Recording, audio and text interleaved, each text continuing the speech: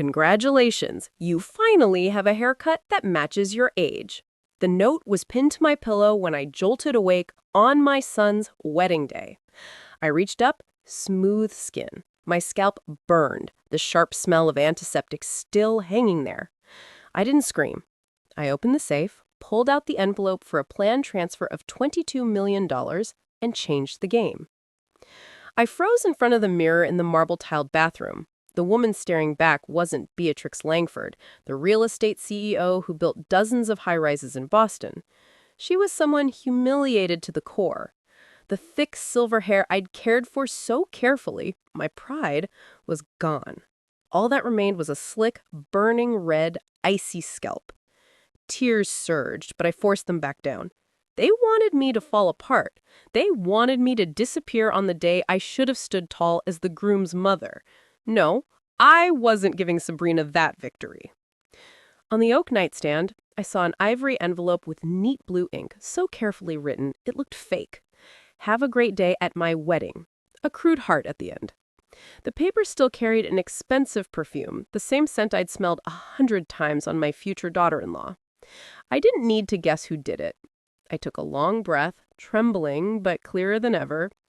The bedroom safe was still open from last night, where I'd carefully placed the envelope, holding the paperwork to transfer $22 million to Michael and Sabrina. That was the wedding gift I'd spent weeks preparing, believing it would be the final bridge to keep my son close. Now, when my fingers touched that envelope, it felt different. The paper wasn't smooth anymore. It was sharp like a blade, cutting into my palm. I gripped it, then set it back in the safe, turned the dial, and listened to the dry metal click. The decision was made. That gift was never leaving the safe. I called Avery Whitman, our longtime family attorney. He picked up after 2 rings. Beatrix, ready to sign off on the transfer? I've prepped everything you asked. I kept my voice steady. Avery, put it on hold. Not a single dollar moves. And tonight, after the reception, I want you at my house. We're rewriting the entire will. Silence on the other end for a moment. Is something wrong? I closed my eyes. Just one thing, I said. I finally woke up. I set the phone down and walked to the closet. I was still shaking, but a small flame had caught in my chest. Sabrina might have shaved my head, but she couldn't strip away the pride and will I'd honed for decades.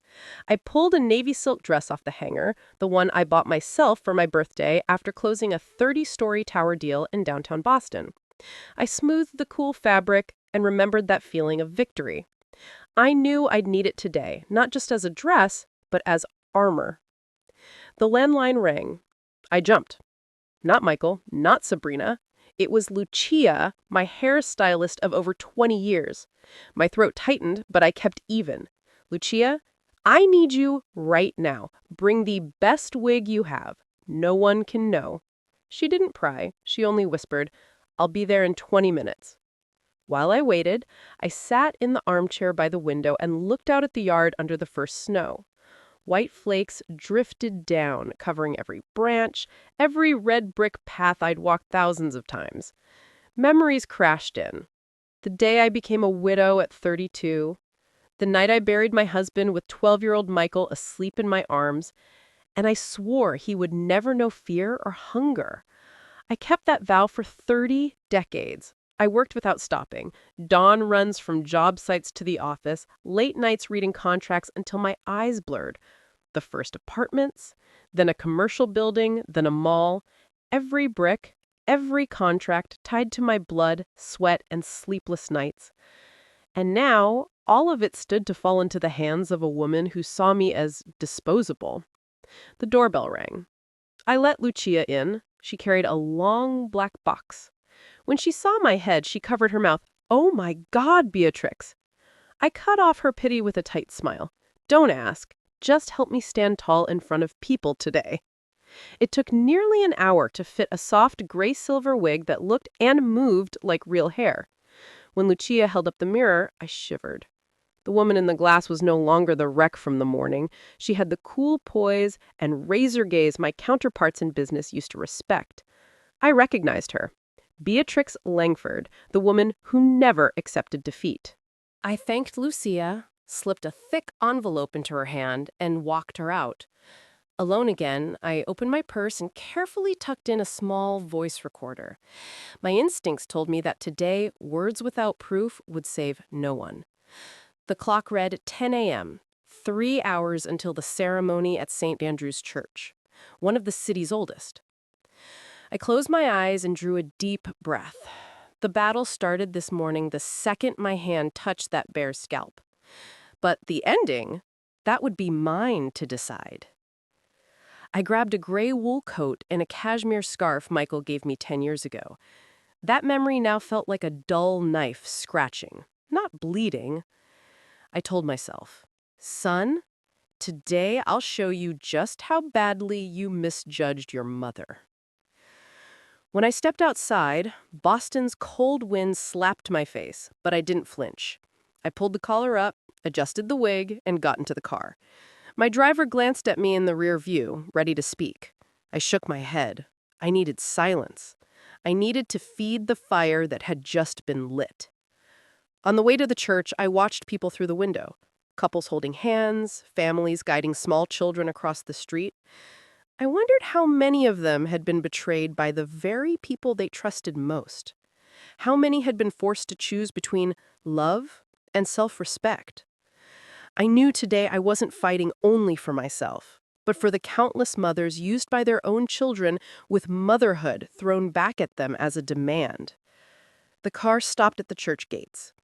I pressed a hand to my chest and felt a strange calm, not trembling, strength rising. The strength of truth, of a woman pushed to the edge who refused to break. I opened the door, stepped out, and smiled. That smile wasn't for the crowd or for Michael or Sabrina. It was for me, Beatrix Langford, who woke up on the most important morning of her life with a shaved head and a heart more awake than ever.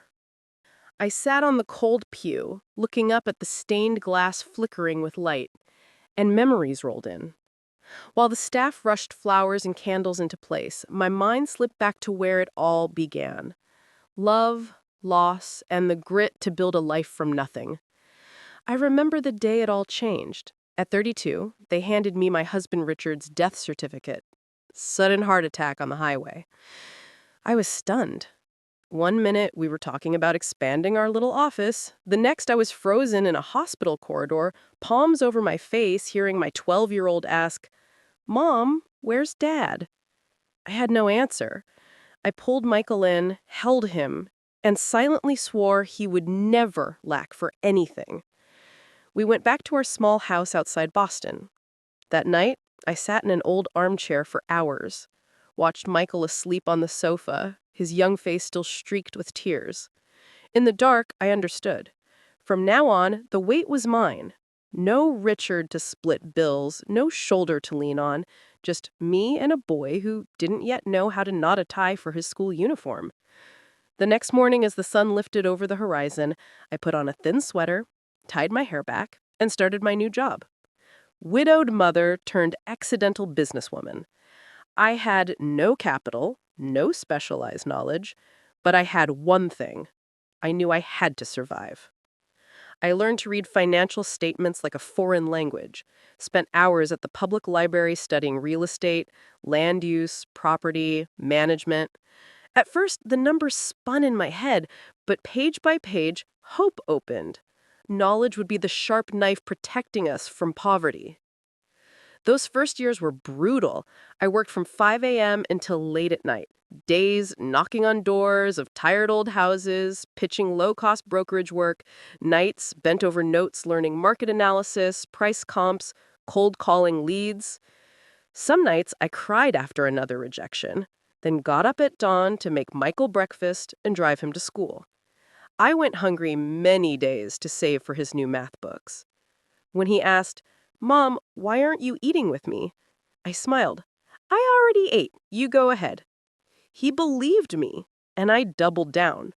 I wanted him to grow up feeling secure, not like me as a child, digging through empty cupboards for the last stale roll. 3 years later, I bought my first duplex. I remember signing the papers, my hand shaking so badly I could barely hold the pen. When I put the pen down, a new door opened. From there, it was brick by brick, unit by unit, building by building. The Langford real estate footprint started with freezing morning walks to a broker's office, hoarse throat calls, and nights lit by a desk lamp over burning eyes. Michael was different. He saw results, not the process. At 18, he was used to a new car, tuition paid, never thinking about the price of a shirt. I'd raised him like a prince and forgot to teach the prince how to wield a sword. On his college graduation day, I watched him stride across the stage, robe billowing. I thought I'd done it, turned a fatherless boy into a successful man. But deep in his eyes, I saw something familiar. Not gratitude, entitlement. At 25, he came to me calm as could be. "Mom, I want my own condo. You'll cover the down payment, right?" I nodded, wrote the check. Ask no questions. Not the first ask and not the last. At 30, he brought Sabrina home and said flatly, "We want to do Europe, nice and luxe. You'll take care of it, right?" Not a request, an order, with a smile. I'd spoiled my son. I thought I was making up for losing his father too soon. In truth, I was teaching him to treat a mother's love like an endless bank. I realized too late.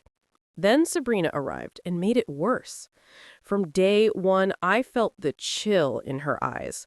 Smooth talker, good at charming a room with travel stories, fashion, career plans. But when she looked at me, it was scrutiny. No interest in the woman who'd raised Michael.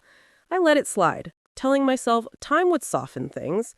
Instead, I was pushed to the margins. At family dinners, she'd toss light jabs. "Mrs. Langford, don't you think that color ages you? Maybe try something fresher." Michael just laughed, nodding along like a shadow. I sat there with my salad, forcing a smile to keep the table from turning into a battlefield. Each time, another scar etched into my heart.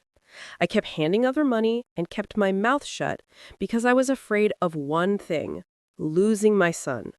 I believed that if I was more generous, if I gave them more, maybe Michael would remember a mother's love. That's why I prepared the massive wedding gift, $22 million. To me, it was the last key, the hope of keeping me connected to Michael and helping Sabrina see I wasn't an obstacle, but an ally. But this morning shattered that illusion. The shaved hair, the mocking note, everything hit like a slap that woke me up. Suddenly I could see clearly. For years I traded my health, youth, and self-respect to hold on to a bond that was already rotten. Sitting in the church, listening to the choir rehearse, I lightly touched the wig on my head. It was soft, hiding an ugly truth. But underneath I knew my scalp still burned. That wound was my life in miniature, a shiny surface of success with tears inside left by the people I loved most. I drew a deep breath. Only one question remained. Would I let them keep defining my worth, or would I stand up and define myself? I stayed on the dark wooden pew a moment longer, gripping an old hymnal. The chill of St. Andrew's seeped through every crack into my skin, making me shiver. On the main altar, helpers were lighting candles, their gold glow trembling up the high, arched ceiling. Everything looked beautiful, solemn, just as Sabrina wanted. But to me, that reverence was only the backdrop for a carefully staged farce. I stood and stepped into the side hall. My heels clicked softly on the stone, blending with the bridesmaids' whispers ahead. I meant to step outside for air, but then I froze. In the quiet, a familiar voice came low and urgent. It was Michael. I pressed against a large stone column carved with classical patterns, forcing my breathing to slow. My son's voice carried in a hushed echo, each word slicing the space. "Tessa, no. Don't show up here now. I told you, just wait until after the ceremony." That name stabbed my chest. Tessa Park. I'd seen her many times at Michael's office, the young secretary with quick eyes and a bright smile. I used to think she was just a dedicated assistant. Now, everything was clear as day.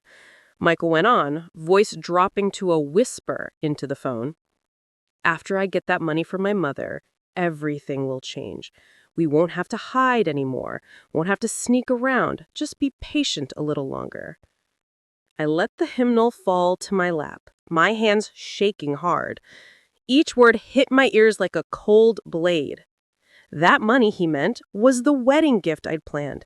$22 million. The work of my lifetime suddenly turned into a ticket for my son to run off with his mistress while he was still about to marry Sabrina. I tilted my head, heart pounding. Michael's voice came again, heavier. You know how my mother is, Lynn. She always wants to please me, always afraid I'll go without. As soon as she signs this afternoon, we'll have it all. A fresh start, freedom, no strings. I bit my lip to keep from making a sound. My son, the boy who once cried into a pillow for his mother, now saw me as a wallet. He wasn't just betraying me, he was betraying his own wedding, turning those vows into a joke. In that moment, I heard footsteps rush through the hall. Michael lowered his voice. I have to go. Keep it quiet. After the honeymoon, I'll take care of everything. Tessa, trust me. Then the call cut off, leaving a thick silence. I slipped back into the shadows, pretending to study a flower arrangement in the corner. A few staffers hurried by, paying me no mind. Michael stepped out from behind the column, straightened his jacket, a flicker of strain crossing his face, before he smiled. The smile everyone expects from a happy groom. But I had seen and I had heard. I returned to the pew and sat like a beautiful churchgoer. In my purse, the tiny recorder glowed red, quietly storing every lie Michael had said. My chest ached, but something inside had hardened. I no longer clung to the fantasy that money would mend a mother-son bond. I knew I'd just gotten my first piece of evidence, the weapon to keep me from the trap my son and daughter-in-law were setting. I closed my eyes and steadied my breath. The organs swelled in rehearsal, urgent and then lingering. People would see me this morning as a proud mother waiting for her son to walk the aisle. But only I knew that from the moment I heard that call, my heart had shifted from hurt to resolve. When I opened my eyes, colored light from the stained glass fell across my hands in bands of green, red, purple, and gold. I stared at it and thought, maybe God is showing me the way. Not the road of tears, but of truth. I tightened my grip on the purse where the warm evidence rested, and I promised myself, when the moment comes, I won't tremble like I did in the mirror this morning. I will be Beatrice Langford, the woman who isn't afraid and who is ready to expose everything. I stayed on the pew, working my breath back into rhythm after what I'd just overheard. A cold, metallic ringing kept sounding inside me, a warning that the truth wasn't done. I knew Michael had another woman, knew he was only waiting for the money to leave Sabrina. But in my bones, I felt Sabrina wasn't innocent either. She'd never bothered to hide that condescending look she saved just for me. I wanted to know what she truly thought. Wanted to see my future daughter-in-law's real face, not the glossy one she wore. I rose and slipped down the corridor toward the bridal prep room. The polished marble floor reflected my steps. At the far end, the door sat half open, white light spilling out, along with bouncy music and the sharp laughter of several women. I stopped just outside, heart racing, but my feet refused to move away. Through the crack, Sabrina's voice rang out, clear as day, high, confident, brimming with triumph. You know what? In just a few hours, I'll have the entire fortune in my hands. $22 million, and by law, I get half. Michael's so naive, he has no idea. Laughter broke out. I went rigid. My fingers dug into the doorframe, my palms ice cold. Sabrina kept going, lower now, but edged with malice. And after that, I'm filing for divorce. I've already contacted an attorney. I don't need to stay with Michael forever. With that money, I can start fresh, freer, and more comfortable. A bridesmaid giggled. What about the mother-in-law? She's a handful. Acts like the house is hers. Sabrina dropped her voice, cold as ice. Don't worry. Once the money's in, I'll push Michael to put her in a high-end nursing home. Park her there, let someone else handle her. Once she's out of the house and the company, she won't have a say in anything. The room burst into shrill laughter, crisp as blades slicing my skin. I shook all over, but not from fear. It was anger rising from the marrow, a firestorm burning away the weakness of my morning. I stood there frozen until I realized I was crushing the recorder in my purse. The red light kept blinking, faithfully catching every word, every bitter laugh. I closed my eyes for a second and knew I'd just gripped a double-edged knife. One edge to protect, the other to strike back. I eased away without a sound. My heart hammered like it would explode, but my steps held steady.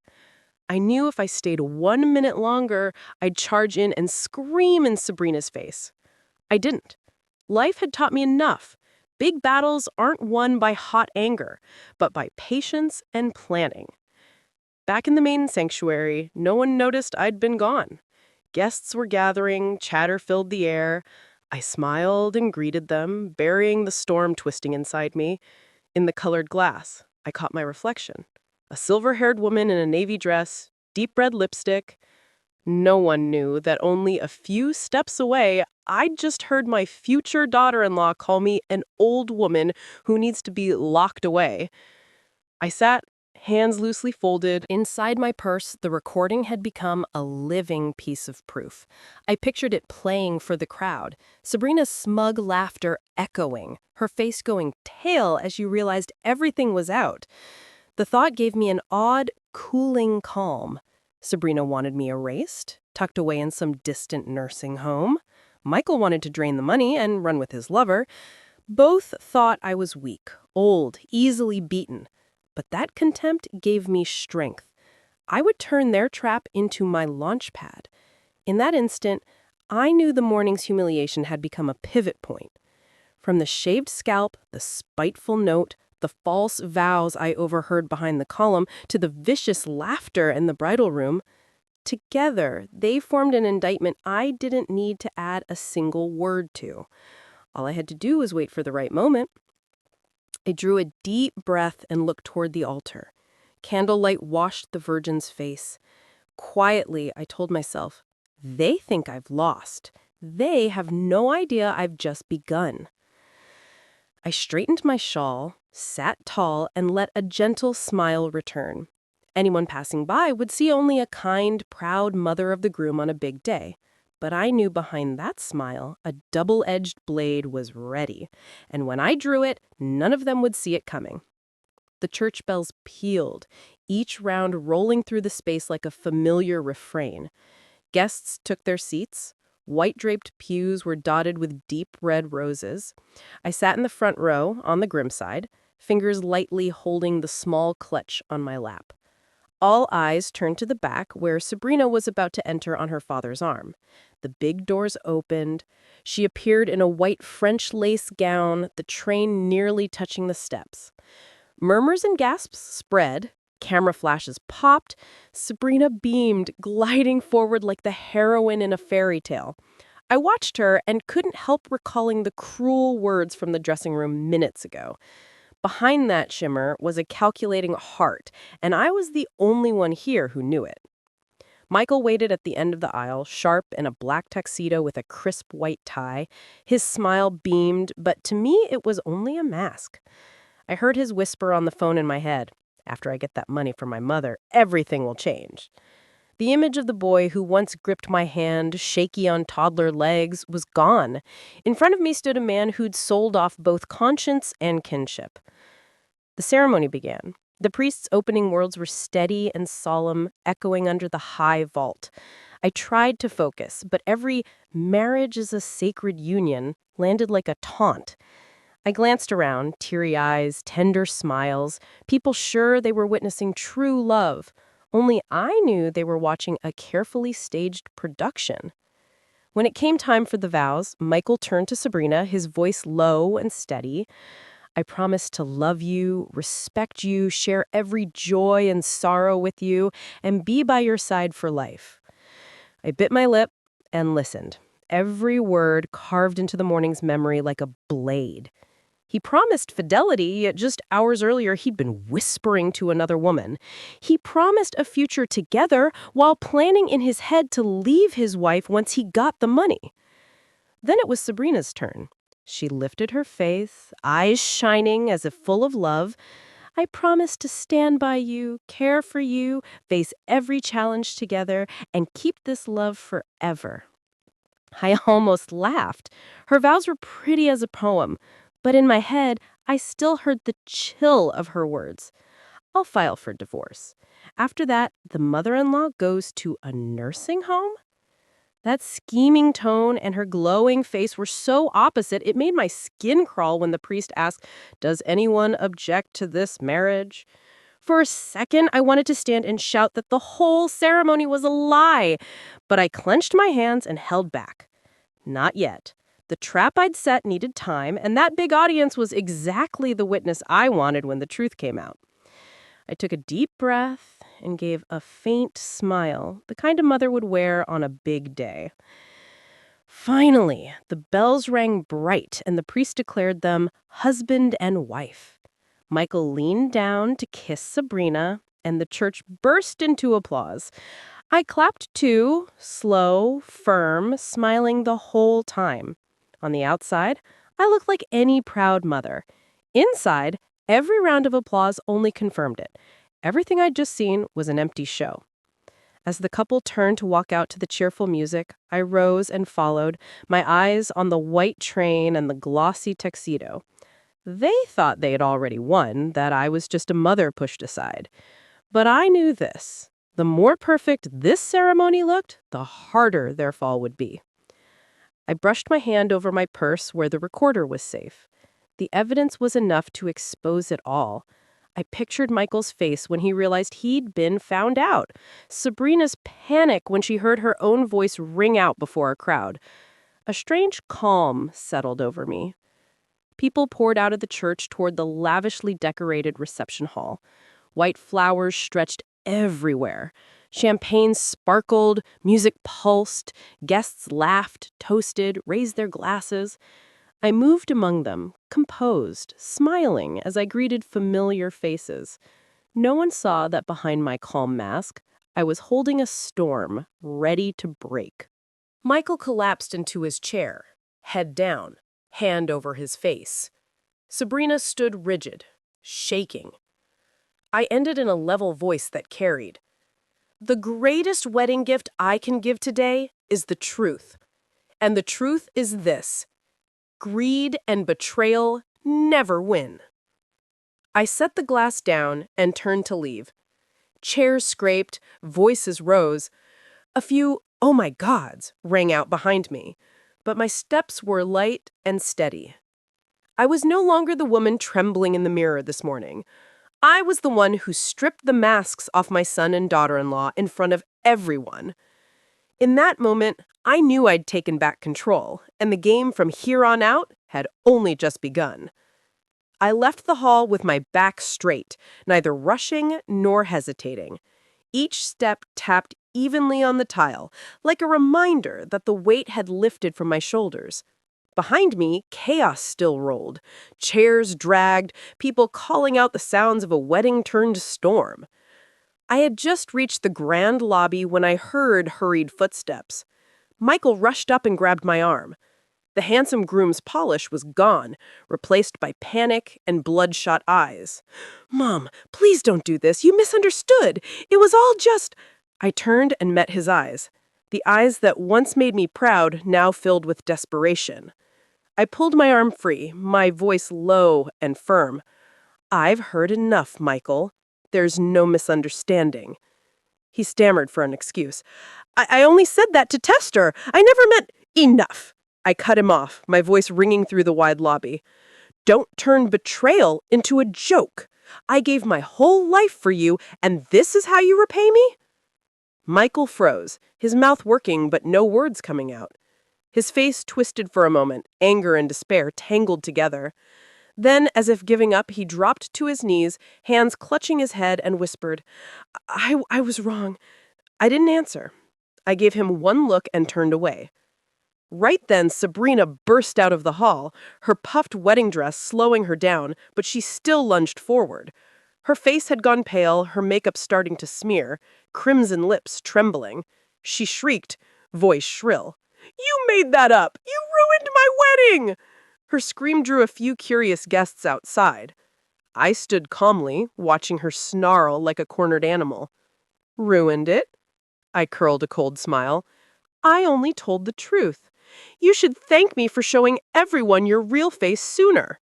Sabrina lunged, trying to snatch the paper from my hand, but an older male guest held her back just in time. His voice was hard. "Sabrina, calm down. We all heard it. How are you going to deny it?" She broke down, sobbing, mascara streaking her cheeks, all her earlier haughtiness gone. In the chaos, I saw her parents step outside too. They didn't go to their daughter. They stood frozen at the door, eyes full of disappointment. Her father lowered his head and her mother kept shaking hers as if witnessing the worst humiliation of their lives. By then, Michael had gotten up, gaunt and sharp-faced, and snapped at Sabrina. "You betrayed me too!" She turned back, choking up. I just wanted a better future." Her weak excuses sank under the guests' angry whispers. Some shook their heads, others walked off without a backward glance. I looked at the two of them, and a feeling I couldn't name rose in me. Not joy, not gloating, just relief. Relief that the truth was finally out. I took a few more steps toward the exit. But behind me, Michael ran after me again. This time his voice not frantic, but desperate. "Mom, please don't abandon me. I know I was wrong. Please give me one more chance. I'll change." I stopped, turned my back to him so he couldn't see the tears on my cheeks. Then I answered slow, but firm. "Michael, I've given you chances your whole life. You chose to throw them all away. Now you have to live with the consequences." I didn't wait for his reply. I kept walking, leaving behind the choking sobs of my only son. Outside the hall, the decorated cars still lined up, flowers still bright, but no one wanted photos anymore. Guests drifted off, the air heavy like smoke clinging to the walls. I could feel it. This dream wedding had collapsed in just a few minutes. An old friend, Helen, hurried after me and took my hand. She whispered, "Beatrice, you did the right thing. They needed to be exposed." I nodded lightly and said nothing more. Back in the car, I settled into the back seat and looked through the window. In a final glimpse, I saw Michael standing stunned in the lobby, while Sabrina sobbed and shoved at people. The scene, it looked like a warped painting of wedded bliss. I closed my eyes and told myself that today's storm was only the beginning. I knew the aftershocks would keep coming. They would come to me begging or raging, but I was ready now. I wasn't the soft mother anymore. I was Beatrice Langford, and I decided to step out of the spiral of lies. The next morning, I woke as pale sunlight slipped through my bedroom curtains. No more wedding clamor, no more of Michael's breathless pleading or Sabrina's furious wailing, only quiet, and inside me, a resolve clearer than ever. I brewed a pot of coffee and poured it into my favorite white china mug with the rose print. As the warm scent filled the kitchen, I sat down and pulled out an old notebook. I opened to the first page, crammed with financial plans and figures I once treated as proof of a lifetime of sacrifice for family. But today, I took a red pen and crossed out every line, every allocation for Michael. In that moment, I realized that money, no matter how much, turns into a weapon against you when you give it to the wrong person. I had raised a dependent man who never learned to stand on his own. And now he was willing to sell out his own mother for a fake freedom. That painful truth snapped me awake, and I knew I had to act before it was too late. I called my trusted attorney, Richard Cole, who'd stood with me through real estate deals for 2 decades. His warm, deep voice carried a hint of surprise at a Sunday morning call. "Good morning, Mrs. Beatrice. I thought you'd be resting after the wedding yesterday." I gave a thin smile and said, "Yes, Richard. Yesterday was memorable to say the least, and because of it, I want to see you today. We need to change the entire will and the transfer documents. No delays." He was quiet for a few seconds, then answered firmly, "I'll head to the office now. Can you meet me at 10?" I nodded, feeling light, as if a stone had been lifted off my chest. Richard's law office sits in a red brick building downtown, about a 15-minute drive from my house. When I walked in, he was already seated, silver frames slipping down his nose, a thick file set neatly on the desk. He looked at me with sympathetic eyes. "I've heard bits about the ceremony. Sounds like you faced a major shock." I let out a long breath, then gave him a brief rundown. The shaved head, the nasty note, Michael's phone call to his lover, Sabrina's venom in the bridal room. Richard listened without interrupting, only nodding now and then. When I finished, he closed the file, face grave. "I understand, and you were right to call me. First order of business is the will. Michael will no longer be an heir. Do you want to leave anything to any other family member?" I shook my head. "No. I want everything moved to a charity fund supporting widows and single mothers starting businesses. They truly know the value of money, and they need it to rebuild." Richard jotted notes quickly, then asked, "What about the trust you set up for Michael?" I sat up straight, voice firm. "Terminate it. I want to shut off every pipeline. Not a single dollar goes to him or Sabrina." Over the next few hours, we combed through every contract and clause. I signed the new pages, feeling like I was closing an old door and opening a brighter one. Each stroke of the pen was a cut, severing Michael's dependence on me. When I signed the last document, I leaned back and took a deep breath. I felt released, as if my blood finally flowed freely again after years of being pinned down. Richard gave me a small smile. "I know this wasn't easy, but sometimes freedom comes from drawing a hard line. Mrs. Beatrice, you just did the most important thing for the rest of your life." I nodded, gratitude filling me. Back home, I walked into the living room and looked around at the paintings on the walls and the family photos from when Michael was little. For years, I kept them as proof of motherhood and sacrifice. But now I understood. Keeping them out didn't matter anymore. I wasn't erasing memories, but I wouldn't let them bind me either. I opened the safe, took out savings books and company share documents, and filed them neatly into a separate cabinet. I labeled it clearly, Freedom Fund. 3 simple words with the weight of a vow. From now on, money would no longer be the chain tying me to people who don't deserve it. It would be a tool for me and for those who truly need help. That evening, I sat on the porch, listening to waves thud in the distance. A glass of red wine glowed on the table. I looked up at a sky full of stars and felt the cool breeze pass over my scalp where a fine layer of new hair was beginning to grow. I smiled. My reflection in the glass door no longer hurt. It felt like a symbol of a beginning. My phone rang nonstop. Michael, Sabrina, unknown numbers I guessed were relatives. I silenced it and let the screen light and go dark. My decision was made. From now on, I am no one's bank. A calm rose inside me. I knew there were more storms ahead. Michael wouldn't let go easily. Sabrina would try to maneuver. But this time, I was ready. I had the law on my side, evidence in my hand, and most of all, a new faith in myself. I took a sip of wine and whispered, "Freedom finally found me." Those first days after rewriting the will, I lived in a strange quiet. The big house, once echoing with Michael's footsteps or Sabrina's shrill laugh, held only the ticking clock and the wind slipping through the window. Instead of emptiness, I felt a rare peace. I began to rearrange my life. Financial files went into cabinets. Long, dusty family photos came down from the shelves. I didn't throw them out. I packed them carefully into a large box and stored it deep in the closet. I needed new space for myself. All this time, I'd been the manager, the sacrificer, the protector. I had never truly lived for me. One morning, I walked past a small shop near the beach. A simple wooden sign hung on the clear glass door. Landscape painting classes for all ages. I stood there, peering in, seeing a few women gathered around a long table, brushes in hand, focused on small canvases.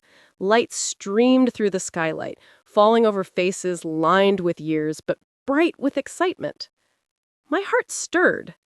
I remembered my dream at 18 to learn to paint, buried by the weight of making a living. That afternoon, I went back and signed up. The teacher's name was Mary Ann, a woman about my age, hair loose, voice warm and calm. She smiled when I fumbled with the brush. No grades here, just joy. Let your hand lead your heart.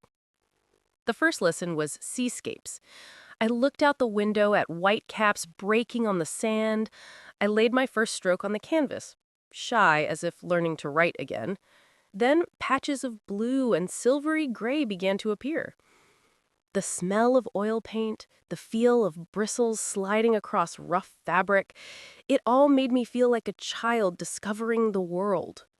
When I finished my first painting, awkward as it was, my eyes stung with tears. I had given myself permission to live and breathe in a new way. From then on, I went every week. I got to know other women, most of whom had weathered loss. Some were widows, some estranged from their children, others fighting illness. We sat side by side, painting and talking like threads of different colors weaving a new cloth. I didn't feel alone anymore. Outside of class, I often carried a folding chair to the beach near my house. In the mornings, the sea was glassy blue. In the afternoons, sunlight tipped the waves and turned the water into countless shards of sparkling glass. I sat for hours, filling page after page, letting the salty wind play in my hair. The ocean never bored me. Every day, a new face. Every moment, a different shade. Like me, relearning myself, changing day by day. In class, I grew especially close to a man named Samuel. He was a few years older than me, salt and pepper hair, tall and lean. He had been a structural engineer, retired early after his wife died of cancer. He chose painting to fill the emptiness. I remember the first time we sat together. He tilted his head and smiled. I'm not good at painting, but I'm great at ruining a canvas. That's why I sit near someone who can inspire me. I laughed. That simple line eased my heart. From then on, we traded tips on color and mixing paint. One day, I smeared a corner of my canvas by accident. Samuel leaned over. Don't worry, mistakes can become the focal point. My life is proof. We laughed, and in that laughter, I realized it had been a long time since my heart felt that light. After class, Samuel often walked with me to the beach. We talked about the past, our children, and lonely days. He didn't pry or judge. He just listened with quiet respect. Once, I blurted out the story of Michael and Sabrina, the hurt I'd just been through. I worried he'd be shocked or pity me, but Samuel only nodded. I get it. Losing trust in family can hurt more than losing money. But you're standing here. That means you chose to move forward. That's worth more than any amount of money. My throat tightened. No flowery comfort, just one short sentence, and I felt seen. Little by little, I found myself again. I no longer woke up worried about what my son needed or what my daughter-in-law would criticize. I woke to choose a new palette, to walk on the sand, to hear Samuel talk about a project he once designed. I realized life after 65 isn't an ending. It can be a beginning. One evening, as a fiery sunset spread across the horizon, I set my brush down and looked at the painting I just finished.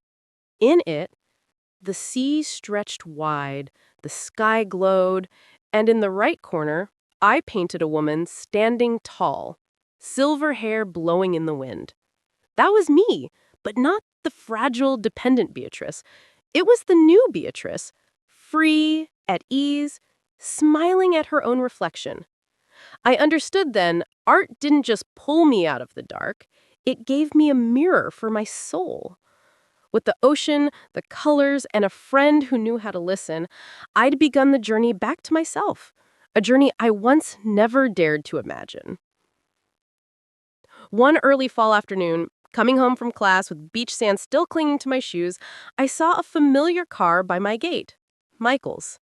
The door was cracked open, and he was in the driver's seat, looking defeated, a far cry from the polished groom he once was.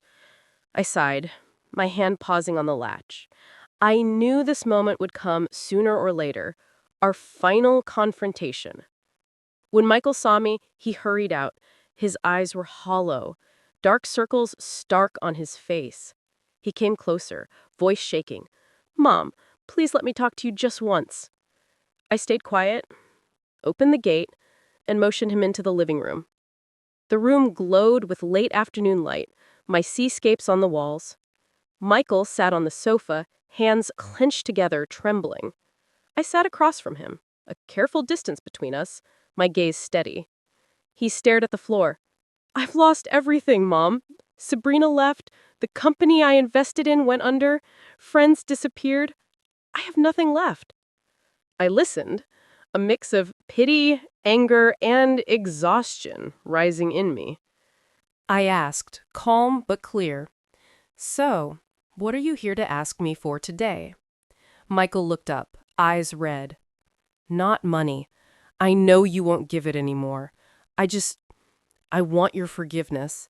I can't sleep, Mom. Your voice from that night keeps echoing in my head. I feel awful."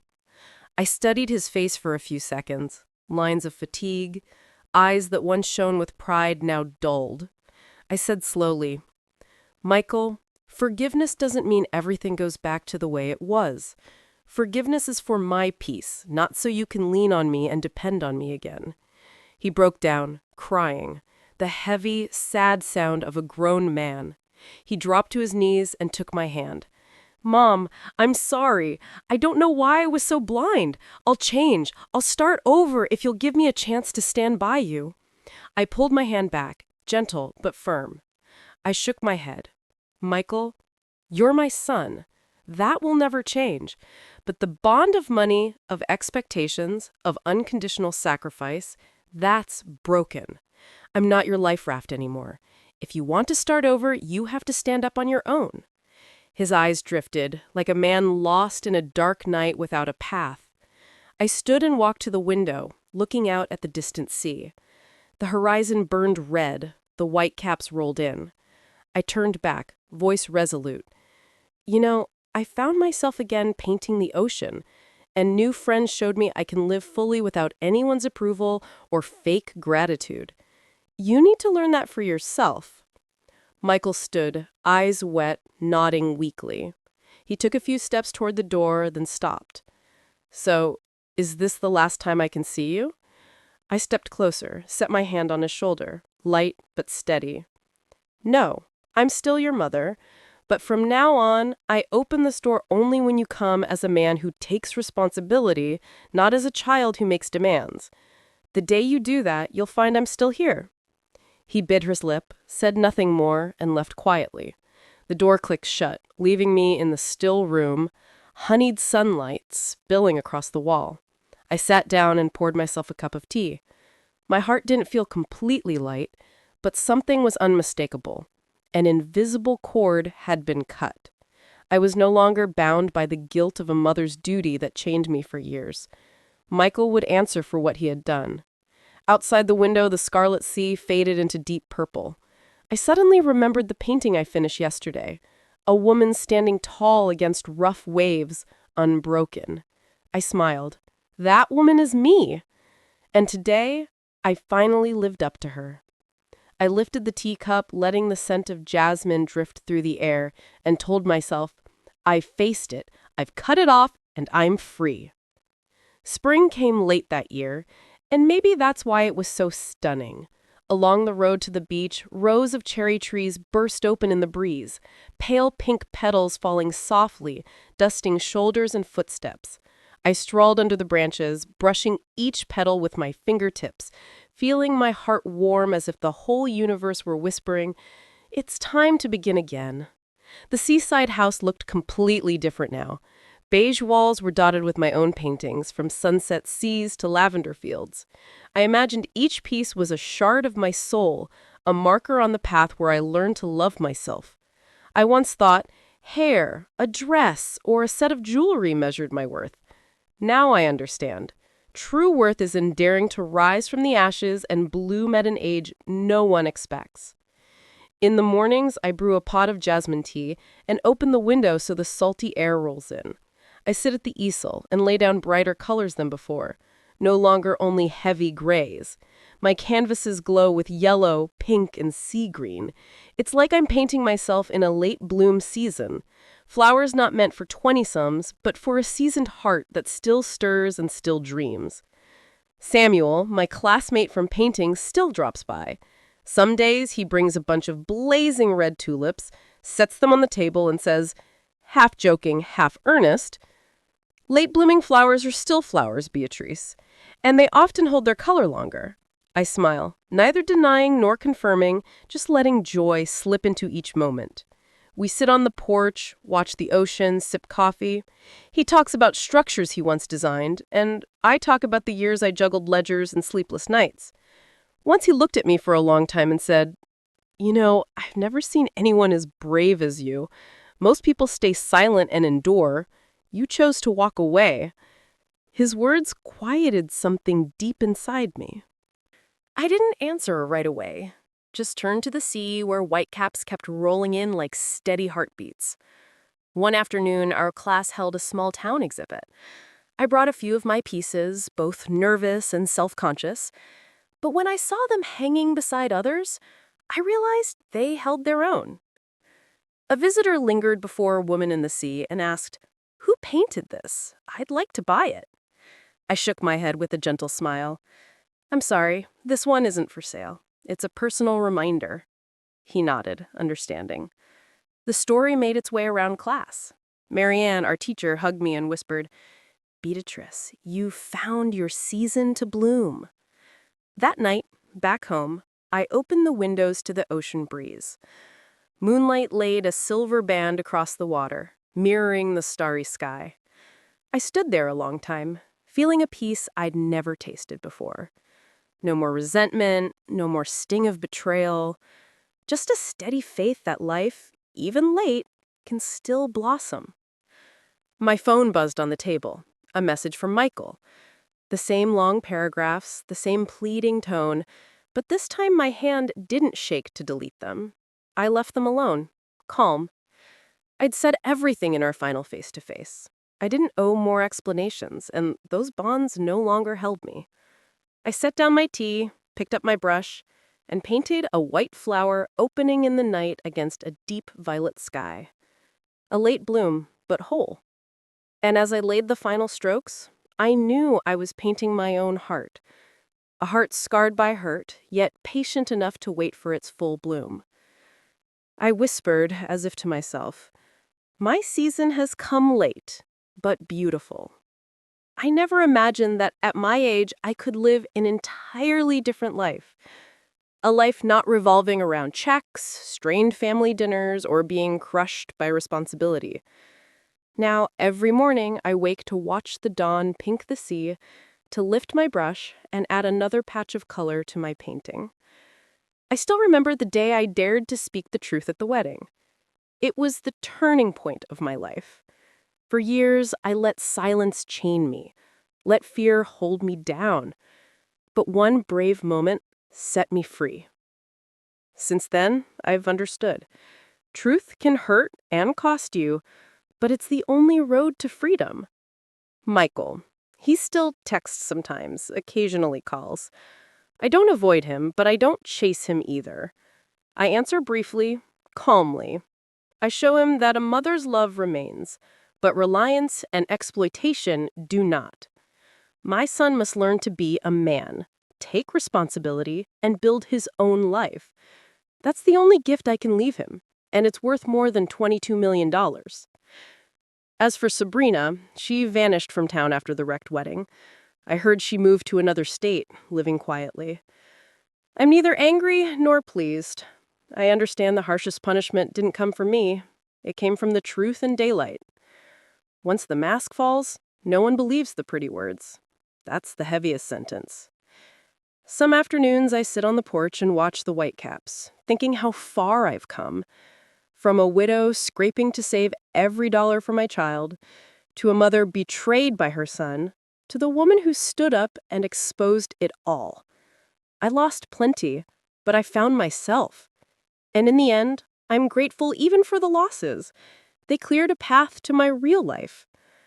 I'm not young, but I have my late bloom. My first paintings now hang in a small seaside shop. Not to make money, but to prove that age can't cage a creative spirit. Samuel drops by sometimes with a book or a new tube of paint, and we sit talking under the sunset. I don't call it late love, just companionship. And that, for me, is enough. If there's anything I want to tell those listening, it's this. Never think it's too late to start over. Truth may make you tremble, but once you speak it, your steps feel lighter. Don't wait for someone to hand you your worth.